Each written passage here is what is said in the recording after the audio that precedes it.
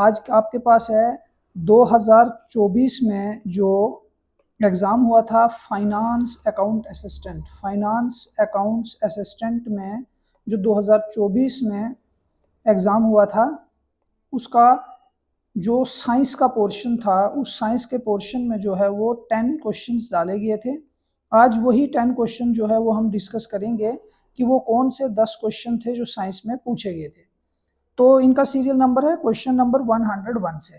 तो देखिए सबसे पहला जो क्वेश्चन दिया गया है, देखिए जो एमसीक्यूज होते हैं वो बच्चों के लिए एग्जाम के लिए बहुत ज़रूरी होते हैं। खासकर जो प्रीवियस पेपर के एमसीक्यू अभी हम करा रहे हैं, ये आपके लिए बहुत ज़रूरी हो जाते हैं, क्योंकि अगर आप एमसीक्यू की प्रैक्टिस करते हैं तो नेचुरली आपकी जो है वो जो प्रिपरेशन होती है उसमें काफ़ी आपको जो है वो हेल्प मिलती है एग्जाम के रिलेटेड। चलिए पहला क्वेश्चन है, the thrust on the rocket is, बोलता है जो रॉकेट पे जो थ्रस्ट लगता है वो क्या है।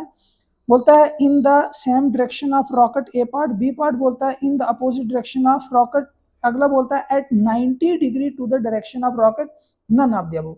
अब देखो थ्रस्ट जो है वो एक मैकेनिकल पुश होता है जो किसी भी ऑब्जेक्ट को पुश करने के लिए, जैसे अब रॉकेट के लिए ये जगता है, तो जब हम रॉकेट पे जो पुश करते हैं तो रॉकेट क्या करता है, वो अपवर्ड डायरेक्शन में चला जाता है, ऊपर की तरफ चला जाता है।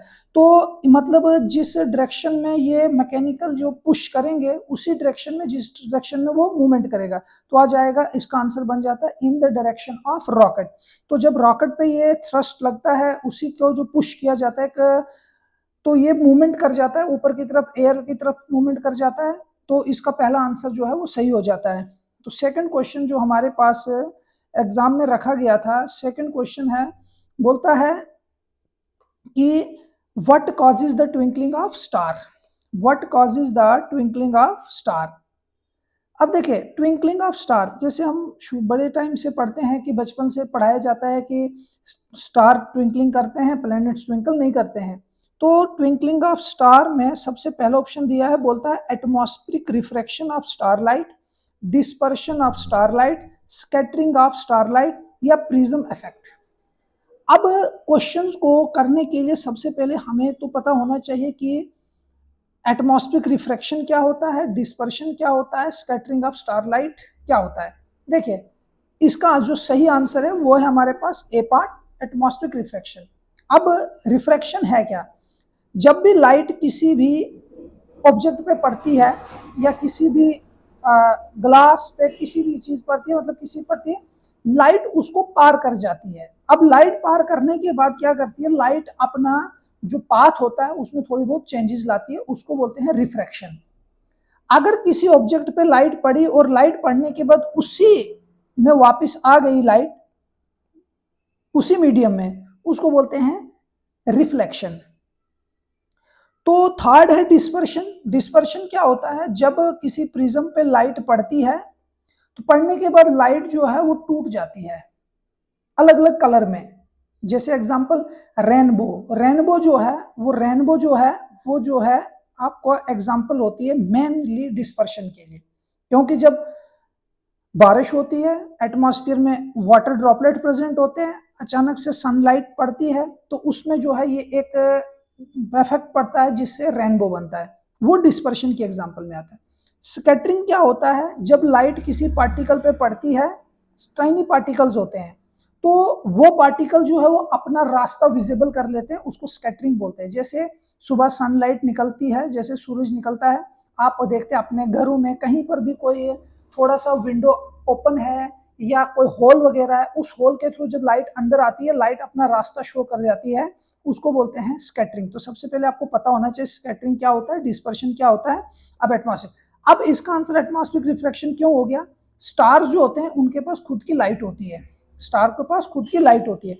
जब स्टार की लाइट हमारे एटमॉस्फेयर में आती है, एटमॉस्फेयर में डस्ट पार्टिकल्स है, छोटे छोटे टाइनी पार्टिकल्स हैं, जब उन पे पड़ती है, जिसकी वजह से ये एटमॉस्फेरिक रिफ्रैक्शन होता है, जिसकी वजह से स्टार ट्विंकलिंग करते हैं। तो इसका पहला आंसर बन जाता है ट्विंकलिंग ऑफ स्टार किसकी वजह से होता है। बहुत इंपॉर्टेंट क्वेश्चन है। Question number third, question number third बोल रहा है कि हु इन्वेंटेड लाइट बल्ब, जो लाइट वाला बल्ब है उसको किसने इन्वेंट किया है? इसको ज्यादा डिस्कस करने की नीड नहीं है, सिंपली आंसर बन जाता है A part, Thomas Edison. Thomas Edison वो पर्सन थे जिन्होंने लाइट के बल्ब को जो है वो इन्वेंट किया था। तो नेक्स्ट क्वेश्चन आ जाता है हमारे पास, जो क्वेश्चंस इंपॉर्टेंट है उस पर मैं कंप्लीटली आपको थोड़ा डिस्कस भी कराता हूं, और जिन क्वेश्चंस पे ज्यादा नीड नहीं होती उन पे नहीं करते हैं। इंपॉर्टेंट क्वेश्चन है, साइंस बेस्ड, बायो में पूछा गया क्वेश्चन है। बोलता है द बेसिली कैलमेटी गुरियन वैक्सीन, जिसको पॉपुलरली आप बीसीजी के नाम से जानते हैं, बीसीजी वैक्सीन। बोलता है ये किस डिजीज को रोकने के लिए दी जाती है? ऑप्शन है ट्यूबरकुलोसिस, पोलियो, थायराइड, जॉन्डिस। तो सबसे पहले हमें पता होना चाहिए इन डिजीज के बारे में, क्योंकि इन क्वेश्चन से मोस्टली आधे बहुत से आपको क्वेश्चन जो है वो हेल्प होगी अदर क्वेश्चंस में भी एग्जाम में करने के लिए। तो एमसीक्यू सीरीज बहुत जरूरी होती है किसी भी एग्जाम के लिए। तो नीचे जो है जब हम ये करवाते हैं तो इसमें आप भी नीचे अपना कमेंट दे या करें, क्योंकि कमेंट से ये होता है कि आपको पता चलता है आपके कितने क्वेश्चन सही हो रहे हैं, तो उस अकॉर्डिंगली आपकी जो है वो प्रिपरेशन आगे होनी चाहिए। तो जिन बच्चों को भी इसका आंसर आता है आप नीचे कमेंट में आंसर बताइए, बहुत इंपॉर्टेंट क्वेश्चन है। पहला इसका आंसर है ट्यूबरकुलोसिस। तो बीसीजी वैक्सीन जो है वो टीबी डिजीज को रोकने के लिए दी जाती है। अब थोड़ा सा डिस्कस करते हैं टीबी डिजीज क्या होता है। टीबी ट्यूबरकुलोसिस जिसको हम बोलते हैं, ये एक बैक्टीरियल डिजीज है। ये बैक्टीरियल डिजीज है, ये भी कभी पूछा जाता है, ये बैक्टीरियल डिजीज है। और ये बैक्टीरियल डिजीज में ये हमारे सीधे सीधे लंग्स को अफेक्ट करती है। इसका अफेक्टेड ऑर्गन होता है लंग्स। बैक्टीरियल डिजीज है, लंग्स को अफेक्ट करती है, और उस बैक्टीरिया का नाम है माइकोबैक्टीरियम ट्यूबरकुलोसिस। माइकोबैक्टीरियम ट्यूबरकुलोसिस, ये वो बैक्टीरिया है जो इस डिजीज को काज करता है। उस बैक्टीरिया का नाम है माइकोबैक्टीरियम ट्यूबरकुलोसिस। ठीक है। जैसे दूसरी ये थी पोलियो। पोलियो एक वायरल डिजीज है, ये वायरल है, वायरल डिजीज होती है पोलियो। थायराइड एक ऑर्गन है हमारा, थायराइड ग्लैंड, जब वो उसकी जो है वो थायराइड डिजीज जो है वो थायराइड ऑर्गन, जो हमारा थायराइड होता है नेक में, जो हमारा थायराइड ऑर्गन है, जो थायराइड है, थायराइड ग्लैंड है। अब थायराइड ग्लैंड जो है बॉडी का लार्जेस्ट एंडोक्राइन ग्लैंड होता है। ये लार्जेस्ट थायराइड जो है, thyroid gland largest endocrine gland है हमारी बॉडी का, लार्जेस्ट है लेकिन एंडोक्राइन में। ये एक हार्मोन सिक्रीट करता है, कौन? थायराइड ग्लैंड, जिसका नाम होता है थायरॉक्सिन। थायरॉक्सिन, जिसको हम सिंपली डॉक्टरी भाषा में कॉमनली इसको T3 भी कहते हैं। बहुत बार अगर आप कहीं जाते हैं, डॉक्टर आपको एक टेस्ट देता है, थायराइड का टेस्ट कराओ, T3 है, वो किसके रिलेटेड होता है? वो थायरॉक्सिन के रिलेटेड होता है। जब थायरॉक्सिन की मात्रा हमारी बॉडी में कम हो जाती है तो उस वक्त जो है वो थायराइड डिजीज काज्ड होती है। अगर हमारी बॉडी में थायराइड डिजीज कब काज्ड होती है? जब T3 थायरॉक्सिन की मात्रा हमारी बॉडी में कम हो जाती है तो उस वक्त थायराइड होता है।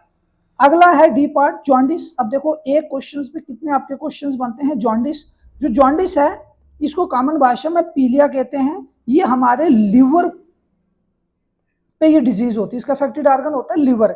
लिवर बॉडी का सबसे लार्जेस्ट ग्लैंड भी कहलाते हैं, ये सबसे लार्जेस्ट है। अब देखना इधर बोला है थायराइड, थायराइड लार्जेस्ट तो है लेकिन सिर्फ एंडोक्राइन में। अगर बॉडी का कोई लार्जेस्ट बोलेगा तो फिर हमारा आता है लिवर, और लिवर पे ही होता है जॉन्डिस, जिसको हम सिंपल भाषा में पीलिया कहते हैं। तो इस क्वेश्चन का आंसर बीसीजी वैक्सीन किसके लिए होती है? तो मैंने इसको आपको बता दिया, ये हमारे जो है वो टीबी के रिलेटेड होती है, कि टीबी को प्रिवेंट करने के लिए इसका इस्तेमाल किया जाता है। तो चलिए नेक्स्ट पे हम चलते हैं। अगला क्वेश्चंस बोलता है name the hardest material present in the body. बोलते हैं हमारी बॉडी में सबसे हार्ड मटेरियल कौन सा है? ऑप्शन है डेंटाइन, बोन मैरो, एनिमल या फ्यूमर। देखो एनिमल की अगर हम बात करें, एनिमल ये हमारी बॉडी का सबसे हार्डेस्ट पार्ट होता है, पार्ट होता है। ये टीथ में पाया जाता है, हार्डेस्ट पार्ट। बहुत बार ऐसा क्वेश्चन पूछा जाता है, ये हार्डेस्ट पार्ट टीथ में होता है। फ्यूमर जो है, इसका आंसर आ गया सी पार्ट। फ्यूमर जो है ये लार्जेस्ट बोन है हमारी बॉडी में, लार्जेस्ट बोन है, थाई बोन भी इसको बोलते हैं। ये लार्जेस्ट बोन है बॉडी की, femur is the largest bone of body. और एनिमल टीथ में पाया जाता है, वो हमारी बॉडी का सबसे हार्डेस्ट मटेरियल पाया जाता है बॉडी में। तो ऐसे एमसीक्यू अगर अच्छे लग रहे होंगे, आपको मजा आ रहा है एमसीक्यू पे, आप आंसर जरूर करें। ताकि इससे आपकी प्रैक्टिस होती है। आने वाले बहुत से एग्जाम है, जेकेपी कांस्टेबल आ गया, अच्छा उसके बाद जो फाइनेंस अकाउंट असिस्टेंट का है वो भी एग्जाम है, तो अपनी प्रिपरेशन को कंटिन्यू रखें, जितना हो सके एमसीक्यू प्रैक्टिस करें। तो आज हमारे साइंस के क्वेश्चंस जो हम पढ़ रहे हैं लिए। अगला क्वेश्चन हमारे पास है, बोल रहा है which is the most malleable metal. देखो मेलेबल का मतलब होता है किसी भी चीज को शीट में कन्वर्ट करना, दिस प्रॉपर्टी को कहा जाता है मेलेबिलिटी। तो बोलता है हर एक मेटल को जो हम शीट में कन्वर्ट कर सकते हैं। जैसे आज देखते हैं आज के टाइम में बहुत से, जैसे हम पहले क्या होता था लकड़ी वगैरह के हम विंडो या डोर बनाते थे, आजकल आप देखते हैं एल्युमिनियम, एल्युमिनियम एक मेटल है, उसका भी इस्तेमाल किया जाता है। इसका मतलब है मेटल के अंदर एक मेटल की एक ऐसी प्रॉपर्टी होती है जिसको मेलेबिलिटी बोलते हैं। तो मेलेबल है तो इसकी वजह से हम उसको शीट में कन्वर्ट कर सकते हैं। अब गोल्ड, कॉपर, सिल्वर, एल्युमिनियम ये तो सारे मेलेबिलिटी हैं, लेकिन सारे बराबर नहीं हो सकते हैं, कोई ना कोई। अब ऐसे ही जैसे इमेजिन करो, मैं बोलता हूँ ये चीज जो है सब है, जैसे हम सब, मैं बोलता हूँ सारे बच्चे जो है वो पढ़ने में इंटेलिजेंट है, लेकिन सब बराबर नहीं हो सकते हैं। ऐसे ही सब जो है वो बराबर मेलेबिलिटी में नहीं हो सकते हैं। तो इसका जो आंसर आता है सबसे ज्यादा मेलेबल मेटल है वो है सिल्वर। तो याद रखना सिल्वर की मेलेबिलिटी सबसे ज्यादा है। ऐसे ही एक और होता है डक्टाइल, DUCT, डक्टाइल। डक्टाइल का मतलब होता है वायर में कन्वर्ट करना। और अगर वायर की बात करेंगे तो फिर सबसे ज्यादा डक्टिलिटी में आता है गोल्ड। बहुत बार एग्जाम में ये क्वेश्चन पूछा गया, डक्टिलिटी में सबसे ज्यादा गोल्ड है। अगर सबसे वायर बनानी होगी तो सबसे ज्यादा मेटल की जो प्रॉपर्टी है वो गोल्ड में बनेगी, थिन वायर, और अगर शीट में कन्वर्ट होगा तो सिल्वर में कन्वर्ट होगा। तो चलिए नेक्स्ट क्वेश्चन अब हमारे पास आता है, बोलता है व्हाट इज ड्राई आइस। पहला ऑप्शन है nitrogen, liquid nitrogen, water ice, solid carbon dioxide, frozen ethanol. तो कमेंट में अपना आंसर भी बताइए इसका क्या आंसर बनता है। तो इसका आंसर हमारे पास आता है C part, solid carbon dioxide. Dry ice को सॉलिड कार्बन डाइऑक्साइड कहा जाता है, तो ये आंसर बन जाता है सॉलिड कार्बन डाइऑक्साइड। बाकी इसमें इतना कोई डिस्कस का है नहीं। तो नेक्स्ट जो आता है वो हमारे पास है नेक्स्ट क्वेश्चन। नेक्स्ट क्वेश्चन दिया गया है, बोलता है what is the common name of calcium hypochlorite. Calcium hypochlorite का कॉमन नेम क्या है। कैल्शियम हाइपोक्लोराइट का कॉमन नेम क्या है। ऑप्शन है heavy water, bleaching powder, baking soda, baking powder. देखिए हैवी वाटर इसका जो कॉमन नेम होता है, ये कॉमन नेम ही है, हैवी वाटर जो कॉमन नेम है इसका केमिकल नेम होता है डिटोरियम ऑक्साइड, D2O। एक पानी होता है, H2 एक होता है डिटोरियम, हार्ड वाटर जिसको हम बोलते हैं हैवी वाटर, इसका फॉर्म होता है D2O। कैल्शियम ऑक्सीक्लोराइड का कॉमन नेम होता है, आंसर हमारे पास बन जाता है बी पार्ट, जिसको हम बोलते हैं ब्लीचिंग पाउडर।